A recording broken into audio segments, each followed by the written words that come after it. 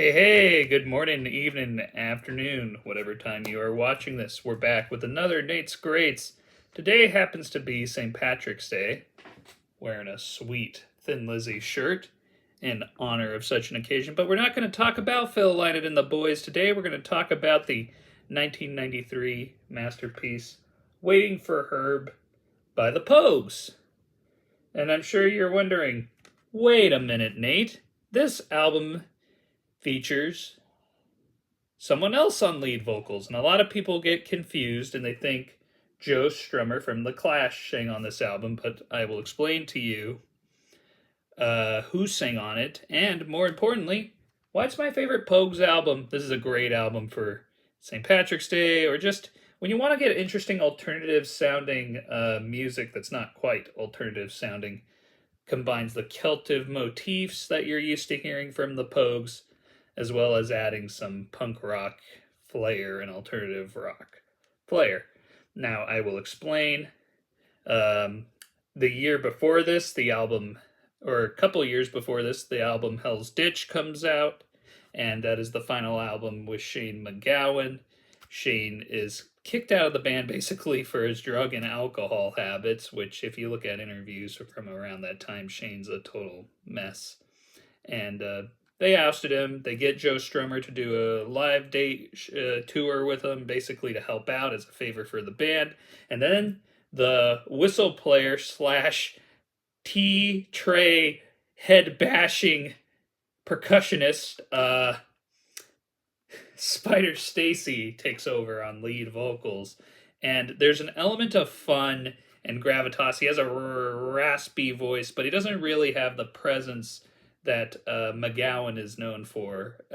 His ramshackle delivery, albeit both of them have a similar tone of voice, a similar looseness, and a similar wild personality.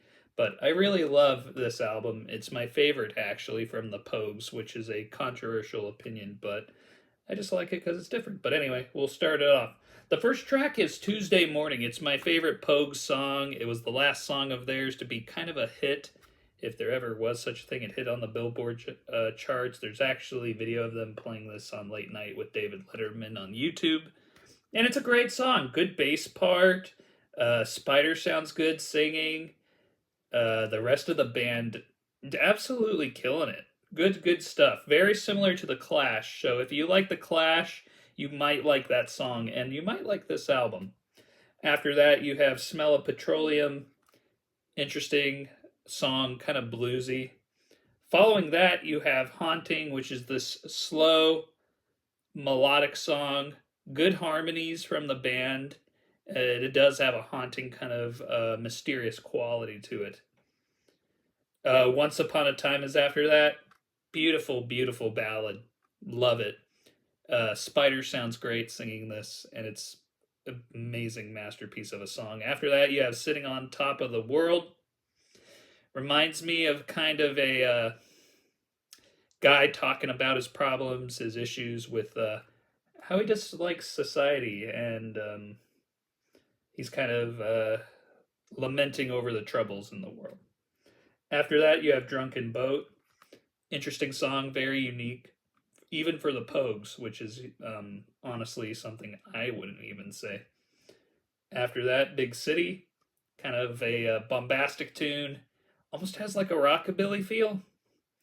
Then you have Girl from Wadi Hamat, Girl from the Wadi Hamat, which is interesting. It's kind of the filler on this, not really my thing. Modern World is good. Pachenko is good. My Baby's Gone's got a bluesy feel to it, and Small Hours also has a bluesy feel. So, yeah, it's a unique record. Very good. Here's the back. I'll open the CD thing. Normally I don't do this, but, you know, it's cool. Good look at the Pogues at the time. I mean, a unique looking band. Comes with the lyrics, pictures of all the band members. And yeah, it's just a good record. I recommend it for St. Patrick's Day or any time, really. I mean, Most people would tell you Rum Sodomy and the Lash is the best record from the Pogues. I think it's good. I like If I Should Fall from Grace with God. That's a great record too. I like Hell's Ditch a lot. But I would say if you want to get into them, this is a good place to start. I will say this: it doesn't have that same gravitas and that same looseness that the Shane MacGowan material has. So if you're more into the punk rock side of Celtic rock music, you'll probably like the Shane stuff more. But if you like the more melodic, more whimsical, more longing type style of singing, then this is for you. Anyway, hope you all enjoyed it. Please like, share, subscribe, comment. What's your thoughts on the Pogues? Do you like them? And obviously, rest in peace to the late Shane MacGowan, who passed away earlier this year. Truly a iconic and unique person in the world of music who will be missed, and I guess we're all gonna miss this band. Anyway, peace, love, and joy, y'all. Later.